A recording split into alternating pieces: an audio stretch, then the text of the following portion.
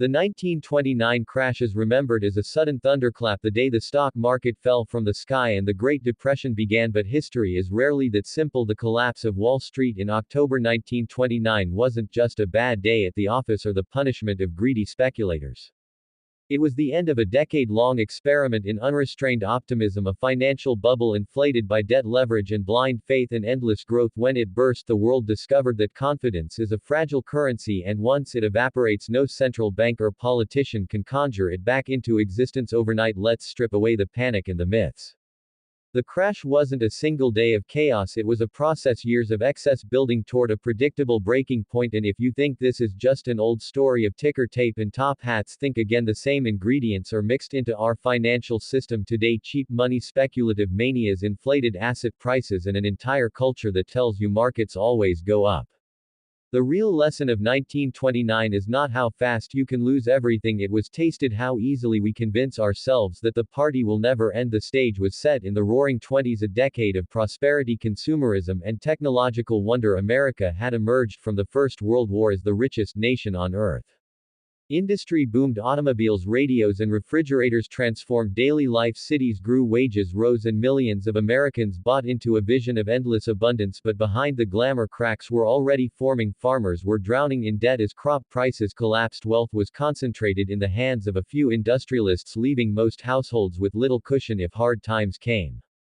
And banks, lightly regulated and often reckless, were lending freely to anyone who wanted a slice of the action. The stock market became the great playground of the 20s. Between 1921 and 1929, the Dow Jones Industrial Average soared from 63 points to 381, a six-fold increase in just 8 years.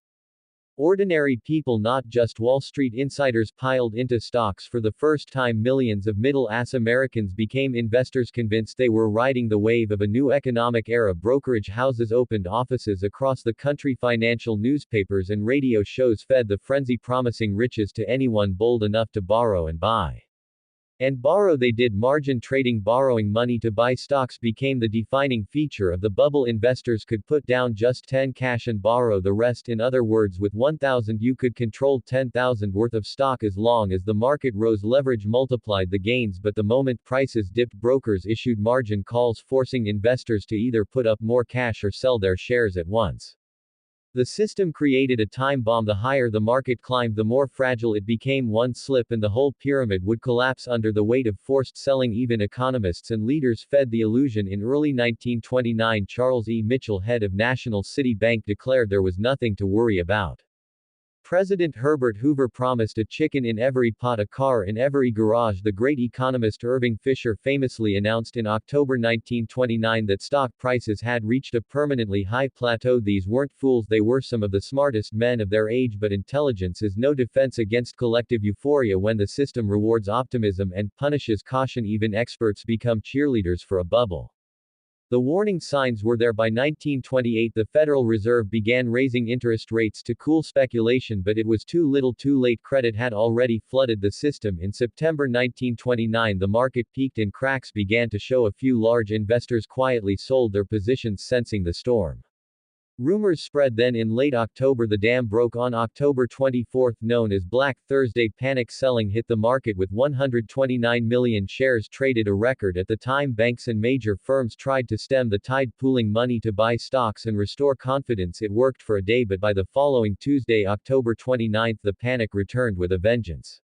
More than 16 million shares changed hands and the ticker tape machines ran hours behind. Investors were wiped out in a single afternoon. The myth of endless prosperity was dead. But here's the truth: the crash itself didn't cause the Great Depression, it was the spark, not the fire.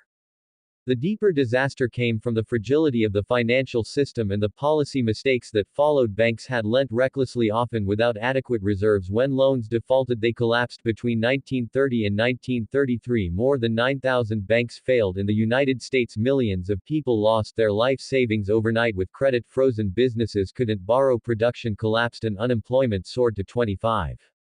Global trade shrank as nations turned inward, erecting tariffs and protectionist walls. What began as a financial crisis metastasized into a worldwide depression, and yet the crash was not inevitable. It was the result of decisions: weak regulation, unchecked speculation, blind faith in growth, and a failure to act decisively when trouble hit. That's what makes 1929 so haunting. It wasn't a natural disaster, it was man-made and preventable. The Great Depression revealed just how fragile the illusion of prosperity had been. Between 1929 and 1932, the stock market lost nearly 90% of its value. The Dow fell from that peak of 381 points to just 41. Imagine an entire generation watching the value of their savings, pensions and investments evaporate day after day.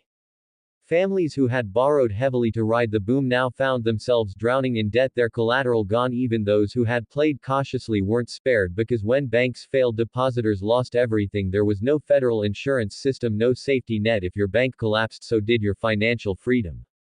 Governments compounded the disaster with policies that made sense on paper but crushed the economy in practice. The United States passed the Smoot-Hawley tariff in 1930, designed to protect domestic industries by raising taxes on imports. Other countries retaliated and global trade collapsed by 23 in just 4 years. At the same time, leaders clung to the gold standard, believing that confidence in currency required rigid adherence to gold reserves, but this trapped governments into tightening policy when they should have been stimulating demand. Countries that abandoned gold early, like Britain in 1931, began recovering sooner. The United States held on until 1933, prolonging the pain. By the mid-30s, the Depression had reshaped societies. In Germany, economic despair fueled extremist movements, giving Adolf Hitler the opening he needed. In America, Franklin Roosevelt launched the New Deal, experimenting with public works, banking reforms and social safety nets. The Securities and Exchange Commission was created to regulate markets, while the Federal Deposit Insurance Corporation insured bank deposits. These were not just bureaucratic changes, they were attempts to restore trust in a financial system that had utterly failed its citizens. The lesson was brutal but clear: without confidence, without rules that protect ordinary savers and investors, the machinery of capitalism eats itself alive. Now step back for a moment. Why does this still matter today? Because the mechanisms that created the 1929 crash are not dead. They are part of human nature, and they echo through every economic bubble since. Think of the dot-com mania in the late 1990s, when companies with no profits were valued at billions simply for having com.